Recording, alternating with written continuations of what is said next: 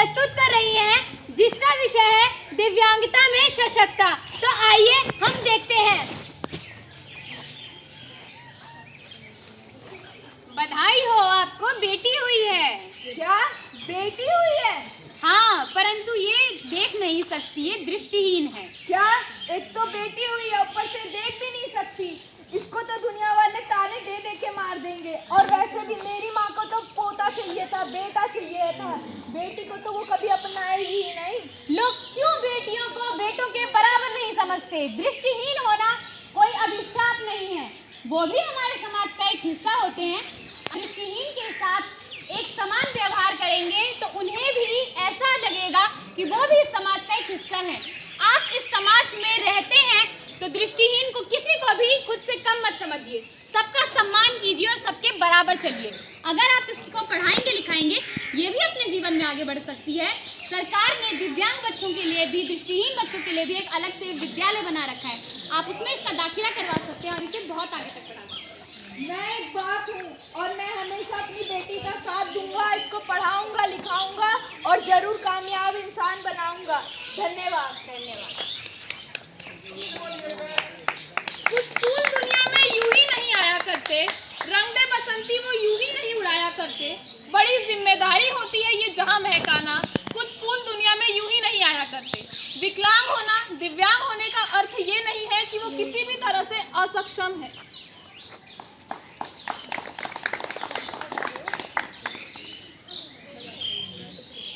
हमारी बेटी हुई है। हे भगवान, बेटी हुई है। माँ जी को तो पोता चाहिए था, अब मैं क्या कहूँगी उन्हें। मुझे पता है कि माँ को पोता चाहिए था, लेकिन हमारी बेटी हुई है और आजकल बेटियाँ बेटों से कम नहीं है। इसको हम पूरा साथ देंगे और इसको पढ़ाएंगे लिखाएंगे, ज़रूर कामयाब बनेगी। और इस दुनिया वालों को बताना चाहता हूँ कि ये ज़रूर देख नहीं सकती, तभी भी ये बहुत आगे तक जा सकती है।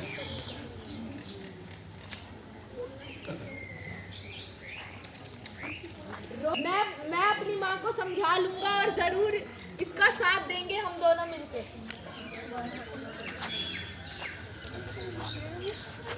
तो देखा आपने, ये था एक अस्पताल का दृश्य जहाँ पर एक दृष्टिहीन बच्ची का जन्म हुआ और दोनों ही माँ बाप अपनी बच्ची को लेकर काफी खुश हैं। अब देखते हैं घर का दृश्य जहाँ पर माता और पिता अपनी प्यारी सी बच्ची को लेकर अपने घर पहुँच चुके हैं।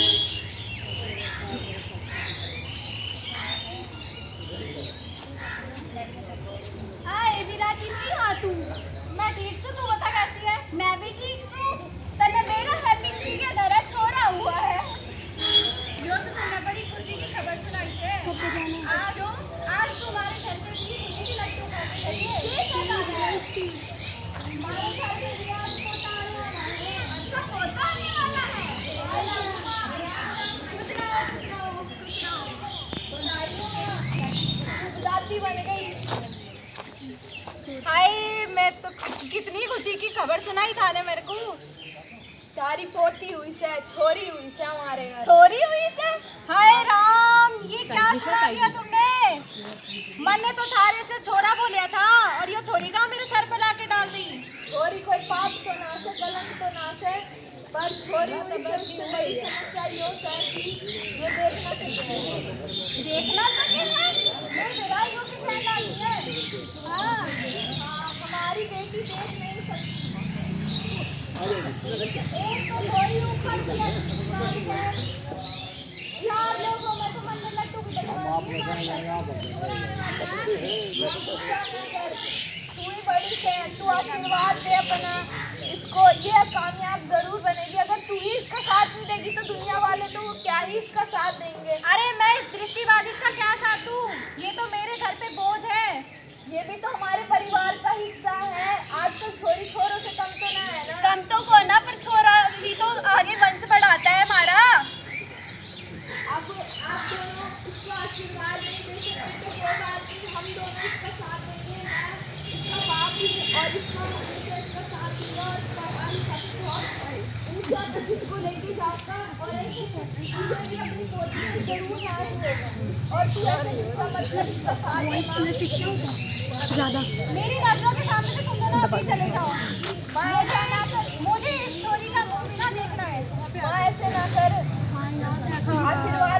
हमारा तो आशीर्वाद तो के दुआ भी ना था कुछ ना है।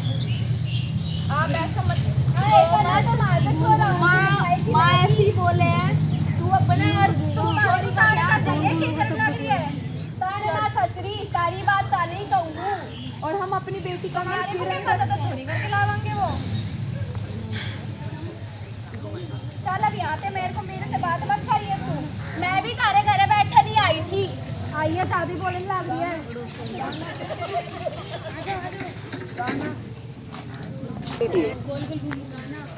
Paris glycolic drive. Want it? Swiggy it. ये तो छोरी दिखे तो नहीं छोरी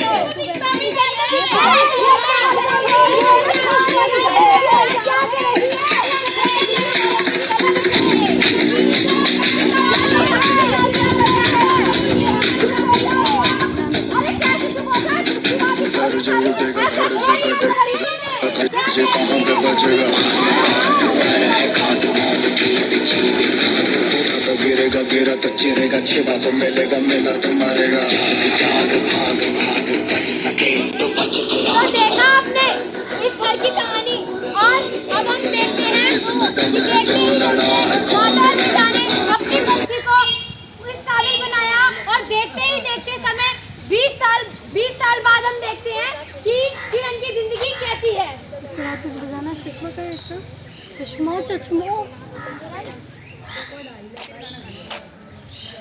बेटा तुम तैयार हो गई? हाँ मैं हो गई तैयार माँ पर माँ मैं कॉलेज नहीं जाना चाहती। क्यों बेटा? माँ वहाँ पे मेरे से अच्छा बर्ताव नहीं करेंगे मैं तो क्या करूँगी वहाँ जाके। तू अभी से हिम्मत हार जाएगी छोरी तो आगे क्या होगा तेरा?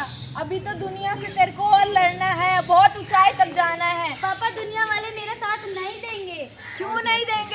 हम तेरे साथ हैं हम तेरे पीछे हमेशा तेरे साथ रहेंगे। तुम्हारे साथ है माँ लेकिन मुझे दुनिया वाले ताने दे देकर मार डालेंगे।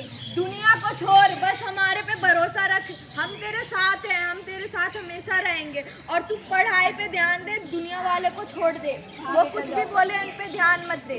ठीक है पापा आप बोल रहे हो तो मैं जाती हूँ। तेरा दिन अच्छा जाए कॉलेज में। मुझे तो दिखाई नहीं देता है तो क्या तुम्हें भी दिखाई नहीं देता है? मुझसे गलती हुई है तो मुझे माफ करना पर दिखाई मुझे भी नहीं देता है। तुम्हें भी दिखाई नहीं देता है? नहीं।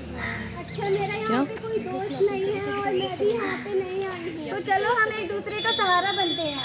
ठीक है आओ पहली कक्षा का समय हो गया है वहाँ चलते हैं। ठीक है। ओए होए कहाँ जा रही हो? कहाँ जा रही है? तो भी परेशान मत करो। ये चांद का रोशन चेहरा बालों का रंग सुनहरा आंखों पे बिजली का पहरा। सुनो तुम लोग ये क्या कर रहे हो? वो दृष्टिबाधित है तो इसका मतलब ये नहीं है कि तुम उसे कॉलेज में आकर यूँ छेड़ोगे। कॉलेज में तुम पढ़ने आते हो ना कि यूँ जो लोग दिव्यांग हैं उनको छेड़ोगे। जाके अपनी कॉलेज में क्लास लो। थैंक यू आपने हमारी मदद करी। चलिए हम क्लास में चलते हैं। पहला दिन बहुत अच्छा जानकर मुझे बहुत ही खुशी हुई। अच्छा आप लोगों ने अपने बारे में कभी ना कभी जिंदगी में लिखा ही होगा। Yes, ma'am। तो आज कॉलेज के पहले दिन पर मैं चाहती हूँ कि आप लोग अपने बारे में कुछ शब्द लिखें। आधे घंटे का समय है आपके पास अब आप लिखना शुरू करिए। हाँ वो क्या चलाएगी वो तो आंटी है।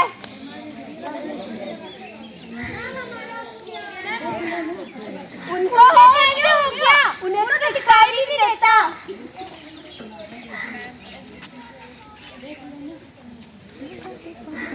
बहुत ही खूब। आप लोगों ने बहुत ही सुंदर और बहुत ही अच्छा लिखा है अपने बारे में।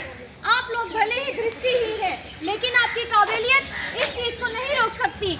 आप भले ही विकलांग हैं, लेकिन आप इस चीज को नहीं रोक सकते। किसी की भी काबिलियत उसके दृष्टिहीन या ना चलने की वजह से नहीं रोक सकती। वो इंसान कभी ना कभी चमकता ही है अगर उसे चमकना होता है तो। देखिए हमें दिव्यांगों को या विकलांग लोगों को कभी भी कम नहीं समझना चाहिए। वे भी कई क्षेत्र में अच्छा कर सकती हैं, बस उन्हें एक मौके की जरूरत है। चलो अब घर चलते हैं। चलो ठीक है कल मिलते हैं। बाय। तो देखा आपने किरण के कॉलेज का पहला दिन। देखते ही देखते दिन अपने अंतिम पड़ाव पर पहुंच चुका है और जा चुकी है, देखते हैं। दादी, दादी मैं कॉलेज से आ गई। दादी, दादी मैं कॉलेज से आ गई। देखो मैं कॉलेज से आ गई। तो क्या करूँ मैं थारा? दुकान तू कॉलेज में हमारे पैसे को खर्च करने का है। दादी ऐसे क्यों बोल रहे हो? मैं किसी दिन आपका नाम जरूर रोशन करूंगी। तैने कर दिया हमारा नाम रोशन। तू तो हमारे मुंह पर कलम फोड़ तो भाई की। दादी ऐसे मत बोलो प्लीज। तो और कैसे बोलूं? तेरे को आशीर्वाद दूं मैं, कॉलेज जाती है तो तू। दादी मेरे से अगर कोई गलती हुई हो तो मुझे माफ कर दो दादी, पर ऐसे मत बोलो दादी प्लीज। ना मारे तो मत बोलने जा तू यहाँ से।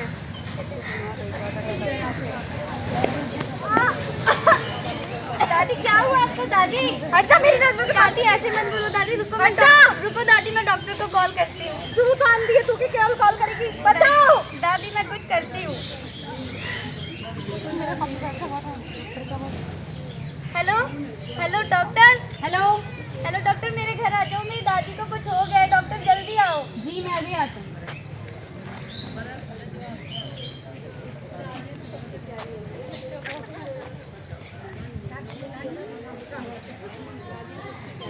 क्या आप अच्छा महसूस कर रही हैं? डॉक्टर साहब आज मतलब तो तन्ने मेरी जान बचा ली समय पे आके, ना तो आज मैं जीती न रहती। मेरा इसमें कोई योगदान नहीं है। आपकी जान आज सिर्फ आपकी पोती की वजह से बची है। अगर आज आपकी पोती नहीं होती तो शायद आप हम लोगों के बीच नहीं होती। आप ऐसा क्यों सोचती हैं कि आपकी पोती अगर दृष्टिहीन है तो वो कुछ नहीं कर सकती? आप इसके साथ दुर्व्यवहार मत कीजिए।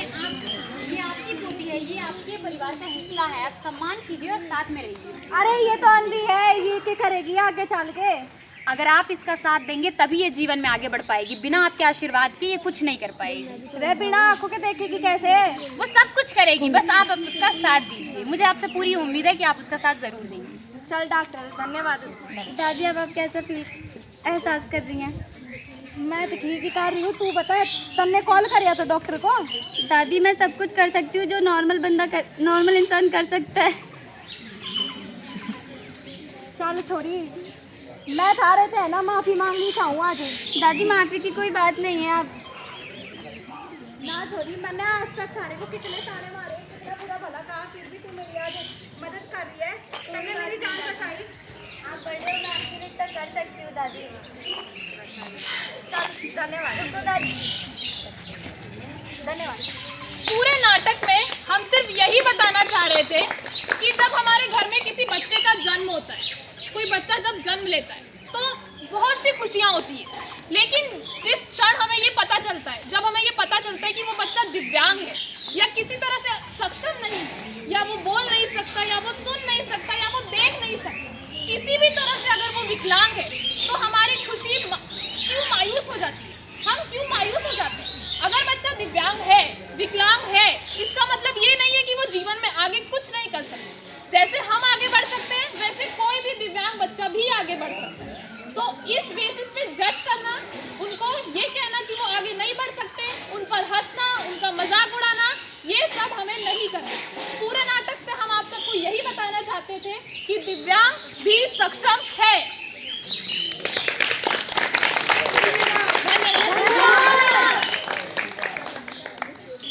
कोई भी अंग जो काम नहीं करता है उसको हम विकलांगता में शामिल करते हैं। 2016 में एक कानून आया था, वो विकलांगों के लिए बना था, जिसमें हमारी सरकार ने 21 तरह की विकलांगता के बारे में वर्णन किया था और उसको 21 तरह की विकलांगता के बारे में बताया था। कोई व्यक्ति सुन नहीं सकता है, बोल नहीं सकता है, चल नहीं सकता, या उसके शरीर का कोई भी अंग जो काम नहीं करता है, वो सभी उन सभी के लिए एक अलग से राइट्स है। उन सबको अलग से राइट्स बने हुए हैं। क्या आप विकलांगता के आधार पे कोई भी स्कूल, कॉलेज, किसी भी बच्चे को एडमिशन देने से मना नहीं कर सकता? ये एक विकलांग व्यक्ति का अधिकार है कि उसे कोई भी स्कूल उसकी विकलांगता या उसके शरीर का कोई हिस्सा काम नहीं कर रहा, या बोल नहीं सकता है, वो सुन नहीं सकता या देख नहीं सकता, इसके आधार पे कोई स्कूल उसको जज नहीं कर सकता।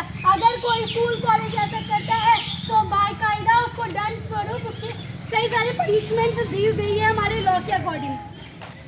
हमारे देश में विकलांग व्यक्तियों के लिए 4% आरक्षण है, टोटल 4% आरक्षण है, जिसमें विकलांग व्यक्तियों के लिए सरकारी विभाग में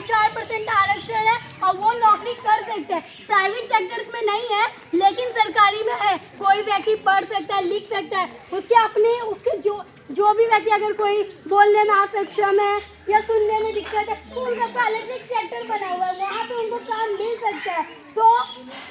तो मैं आप सबको यही बताना चाहती हूँ कि विकलांग व्यक्तियों के लिए बहुत सारे राइट्स हैं, हमें बस एक ही चीज़ की कमी है कि हमें जागरूक नहीं है। ठीक, फॉर एग्जाम्पल अगर कोई व्यक्ति है, वो चलने में दिक्कत है, उसको वॉशरूम जाना है, वो कैसे चलेगा? अपने घुटनों के बल रेंगते हुए चलेगा। क्या ये उसके अधिकार का हनन नहीं है? उसे जीने का अधिकार है, बिल्कुल, लेकिन अगर वो रेंगते हुए चल रहा है तो ये क्या हो रहा है? उसके जीवन जीने के अधिकार का हनन हो रहा है। तो इसको हमें रोकना है। उसको सरकारी जो इंस्टीट्यूट है, अगर हॉस्पिटल भी है, कई NGO है जो विकलांग व्यक्तियों के लिए काम करती है, वो उनको बेताकी प्रोवाइड कर सकती है, बाकायदा उनके लिए व्हील चेयर है, वो सब उनको प्रोवाइड कर सकती है। बस एक चीज़ की कमी है, जागरूकता।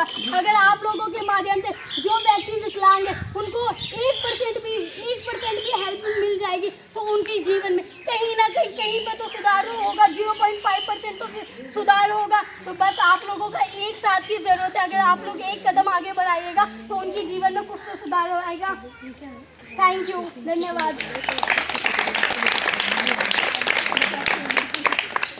हर घड़ी बदल रही है रूप जिंदगी, छाँव है कभी कभी है धूप जिंदगी, हर पल यहाँ जी भर जियो जो